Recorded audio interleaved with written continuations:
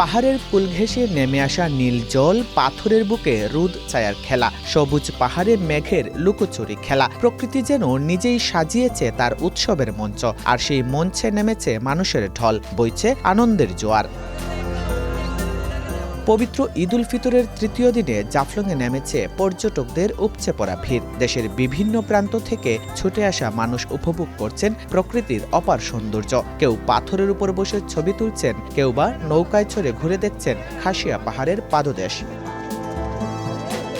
স্বচ্ছ নীল জল আর সবুজ পাহাড়ের মেলবন্ধন যেন এক অনন্য সৌন্দর্য ছড়িয়ে দিয়েছে চারদিকে। ঈদের ছুটিতে পরিবার পরিজন নিয়ে এমন মনোরম পরিবেশে সময় কাটাতে পেরে খুশি পর্যটকরা। এত কাছ থেকে আসলে এত পাথর তো কখনো আমাদের দেখা হয় না, বিশেষ করে ঢাকার জীবনে তো আরও না। তো ওই হিসাবে খুবই ভালো লেগেছে। এবং এখানে একটা নতুন, যেটা সবসময় ডাউকি ব্রিজ শুনে এসেছি, ডাউকি ব্রিজটা দেখার এক্সপিরিয়েন্স হলো। পাশেই কিছু ইন্ডিয়ান পিপল, বাংলাদেশি পিপল সবই আশেপাশে ঘুরছে এবং খুব স্বাচ্ছন্দ্য নিয়ে ঘুরছে, ভালো লেগেছে। আমি এখানে এসে আমার অনেক আনন্দ লাগছে ঘুরে। চারিদিকে মানুষ, অনেক সুন্দর পাথর, পাহাড়, স্বচ্ছ পানি দেখে সবকিছু দেখে আমার মনটা অনেক ভালো লাগে। ফার্স্ট টাইম আসা আমাদের পরিবার নিয়ে খুব এনজয় করছি। ঈদের জন্য একটু গ্যাঞ্জাম বেশি, এই জন্য একটু প্যারা বেশি আসছে, তারপরেও চেষ্টা করছি ভালো করে ঘোরানোর জন্য আর সবকিছু দেখানোর জন্য। ঈদ আনন্দ লাগছে, এখানে উঠতে পড়েছে।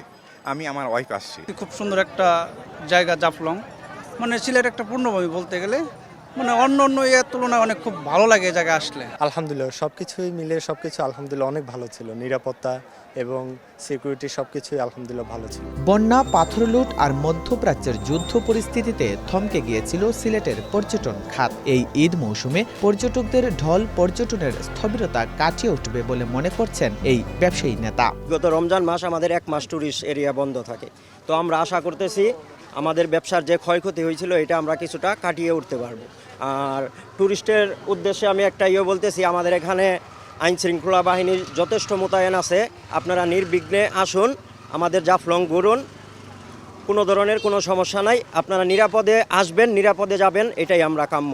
এই জনপ্রিয় পর্যটন স্পটে ভ্রমণ পিপাসুদের বাঁধ ভাঙা জোয়ারে নিরাপত্তা নিশ্চিত করতে কাজ করছে স্থানীয় প্রশাসন ও আইনশৃঙ্খলা বাহিনী। আমরা 48 বিজিবির সদস্য, আমাদের মাননীয় অধিনায়ক সাহেব আমাদের এই জায়গায় ডিউটির জন্য নিয়োগ করছে। আমরা আমাদের যা সমর্থ আছে, আমাদের পর্যাপ্ত সমর্থ দিয়া আমরা পর্যটকদেরকে নিরাপত্তা দিচ্ছি এবং আমরা সঠিকভাবে ডিউটি পালন করতেছি।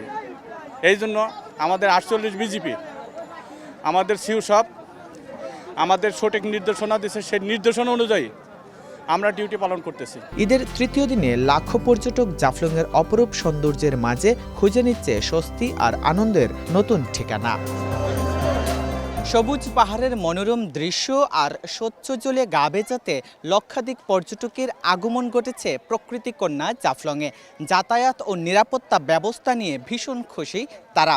ব্যবসায়ীরাও খুশি, তাদের ব্যবসার মন্দাভাব কাটিয়ে এবার ঘুরে দাঁড়াবে পর্যটন ব্যবসায়। সিলেটের প্রকৃতি কন্যা জাফলং থেকে জয়ন্ত কুমার দাস, সময় সংবাদ।